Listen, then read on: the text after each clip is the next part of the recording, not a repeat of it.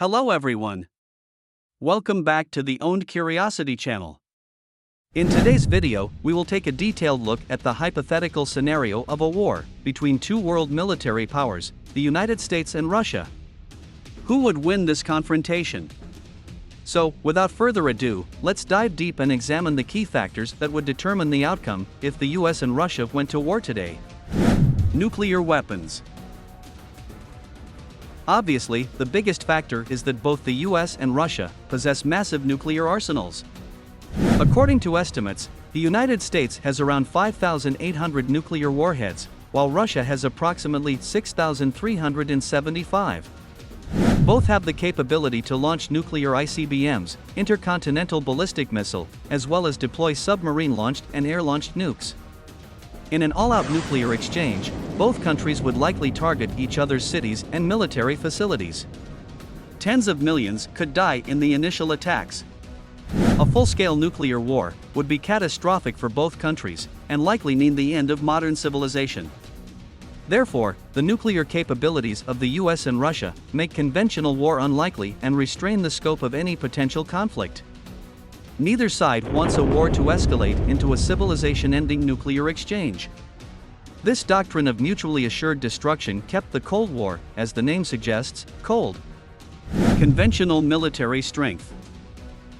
With nuclear war being unthinkable, conventional military strength also plays a major role. Although Russia has been modernizing its military in recent years, most experts agree that the US still has stronger conventional forces. The US defense budget dwarfs that of Russia. In 2020 it was around $750 billion compared to Russia's $60 billion. The US has a decisive advantage in key areas, like power projection, air superiority, and precision-guided missiles. Russia's military is large, but has aging equipment and technology. The US also has many more reliable allies it can call on for support. However, Russia's military continues to remain extremely formidable. Its cyber warfare and electronic warfare capabilities are advanced. Russia has invested heavily in modernizing its nuclear forces, as well as anti-air and anti-ship defense systems. Its air defense networks are dense and advanced. Geographical factors favor Russia. It has vast strategic depth and control over the Black Sea and Arctic. US forces would be operating far from their supply lines. So in summary, the US likely has the stronger conventional military currently, but Russia remains extremely powerful, especially on defense and in certain domains. Russia's home field advantage also plays a role. Economic strength. Looking at economics, the US economy is much larger and more advanced than Russia's. US GDP is around $21 trillion, while Russia's is $1.5 trillion. The US economy is far more diversified, while Russia relies heavily on energy exports. In a prolonged conflict, America's economic dominance would become a decisive factor. The US has a much larger population, industrial base, and access to advanced technologies. Over time, US production capabilities and economic pressure would wear Russia down. But Russia also has some economic advantages. It is less dependent on international trade and energy resources, give it an independent source of wealth. Russia could leverage its dominance of European energy markets during a conflict. Alliances. When looking at alliances, the US is in a stronger position compared to Russia. The US enjoys close military alliances with countries like NATO nations, Japan, South Korea, Australia, Israel, Saudi Arabia, and others. Russia, on the other hand, has fewer allies it can call on. While it aims to lead a collection of authoritarian countries through organizations like the CSTO and the EAEU, Russia's relationships in this sphere are limited. China is the one major power aligned with Russia, but China also has a degree of wariness regarding its northern neighbor. So the US would benefit from the support of its alliances, although it's questionable how much the European nations would be willing to participate in a war against Russia on their doorstep. But countries like Poland and the Baltics are worried about Russian aggression.